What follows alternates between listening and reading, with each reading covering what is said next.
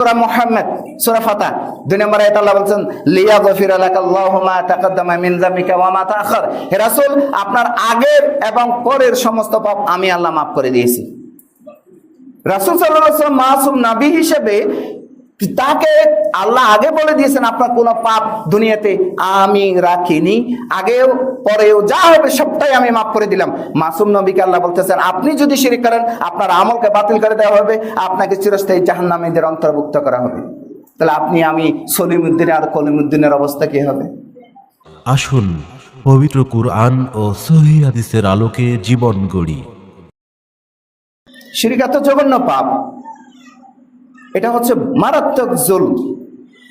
এটার মতো জুলুম পৃথিবীতে আল্লাহর বান্দাদের জন্য আর আল্লাহ নির্ধারণ করেনি। এত মারাত্মক জুলম। জুলুম কি? জুলম হচ্ছে, জুলুম একটা সংজ্ঞা আছে, অদর্শাই ফি গায়রি মাহাল্লি, মানে যেই জিনিসটা যেই পাত্রে রাখার জন্য বৈধ সেখানে না রাখে সে অন্য জিনিস সেখানে রেখেছে, এটা জুলুম করেছে।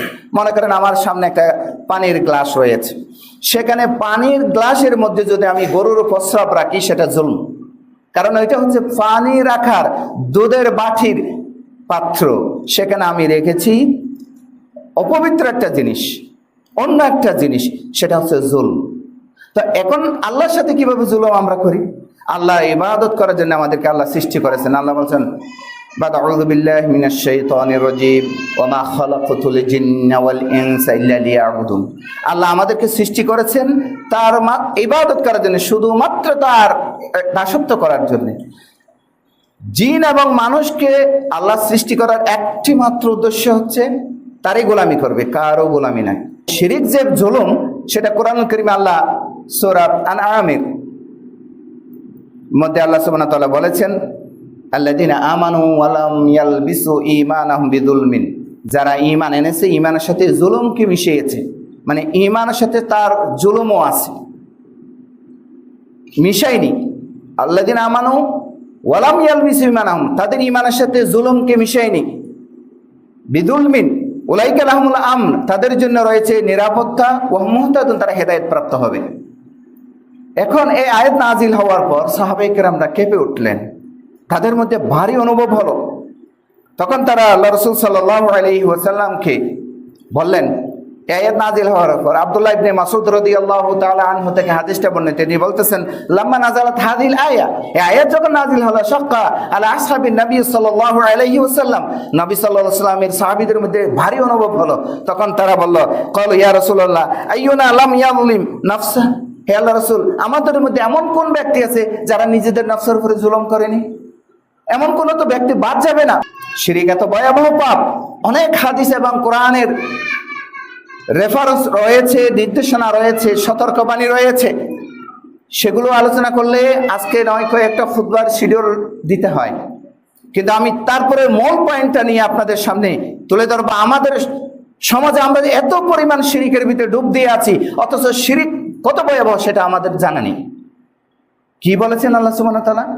কোরআন কারীমের মধ্যে কয়েকটা আয়াত রয়েছে, ওয়া মান ইউশরিক বিল্লাহি ফাকাদ হারামাল্লাহু আলাইহিল জান্নাহ, সূরা মাইদার 72 নম্বর আয়াতে আল্লাহ বলতেছেন যে ব্যক্তি শিরক করবে তার জন্য আল্লাহর জান্নাত হারাম, ওয়া মা'ওয়াহুন নার, তার ঠিকানা জাহান্নাম, ওয়া মা লিয-যালিমিনা মিন আনসার, এই জালিমের জন্য কোনো সাহায্যকারী হবে না। তার মানে পরকালে তার জন্য রাসূল সাল্লাল্লাহু আলাইহি ওয়াসাল্লামের সুপারিশ নসিব হবে না।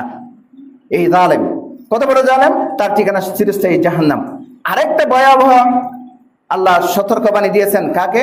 আমাদেরকে নয়, নবী মুহাম্মদ সাল্লাল্লাহু আলাইহি ওয়াসাল্লামকে। সূরা মুহাম্মদ সূরা ফাতিহা 2 নম্বর আয়াতে আল্লাহ বলেন লিয়াগফিরা লাকাল্লাহু মা তাকাদ্দামা মিন যামবিকা ওয়া মা তাআখার। হে রাসূল, আপনার আগের এবং পরের সমস্ত পাপ আমি আল্লাহ মাফ করে দিয়েছি।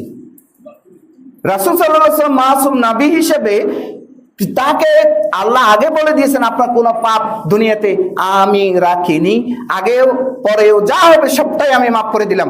মাসুম নবীকে আল্লাহ বলতেছেন আপনি যদি শিরক করেন আপনার আমলকে বাতিল করে দেওয়া হবে, আপনাকে চিরস্থায়ী জাহান্নামীদের অন্তর্ভুক্ত করা হবে।